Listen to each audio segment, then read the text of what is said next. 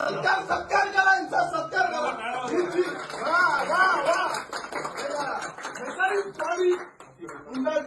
हा पांढरा कपडा दिसतोय हा रुग्णालयातील मृतदेह गुंडाळण्याचा कपडा आहे। गुंडाळणारी जी लोक दिसतायत ती आहेत मनसेचे कार्यकर्ते।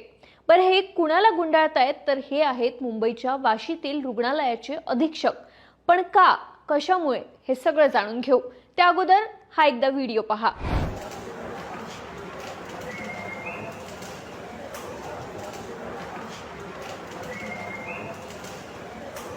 हा व्हिडिओ नवी मुंबई महापालिकेच्या वाशी रुग्णालयातील शवागारामधील आहे।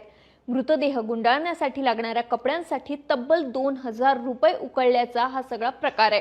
एका 23 वर्षीय तरुणीच्या आत्महत्येनंतर नातेवाईक मृतदेह ताब्यात घेण्यासाठी गेले होते। मात्र हा मृतदेह चांगल्या कपड्यांमध्ये व्यवस्थित गुंडाळून देतो त्यासाठी 2000 रुपये द्या अशी मागणी रुग्णालयातील कर्मचाऱ्यांनी नातेवाईकांकडे केली। त्यांच्याकडून हा पैसे घेतल्याचं कॅमेऱ्यात स्पष्टपणे दिसलंय। शरम येते का साहेब तुम्हाला? आणि अशी ऍक्टिव्हिटीसाठी शरम नाही येत का? शरम येते साहेब, आता शरम येते। तुमची त्याला साथ होती ह्याच्यासाठी साहेब हे ऍक्टिव्हिटी झालेले आहेत, हे एक्स्टॉर्शन ह्याच्यासाठी झालेले आहेत।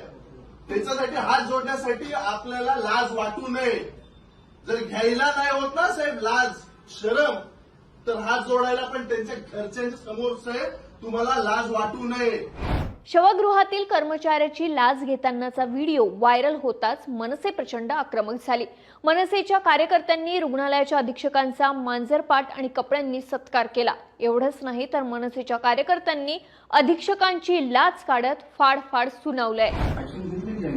ऍक्शन घेतली साहेब, त्यांच्या घरच्यांची क्षमा मागायला शरम येते का साहेब तुम्हाला? आणि अशी ऍक्टिव्हिटीसाठी शरम नाही येत का?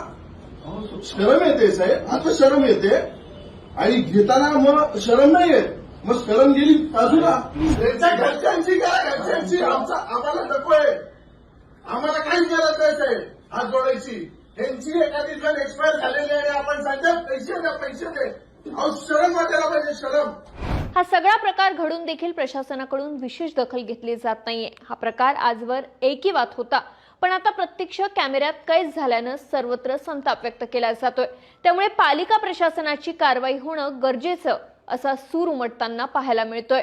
याबाबत तुम्हाला काय वाटतं हे आम्हाला कमेंट करून सांगा आणि सरकारनं आम्हाला सबस्क्राईब करायला विसरू नका।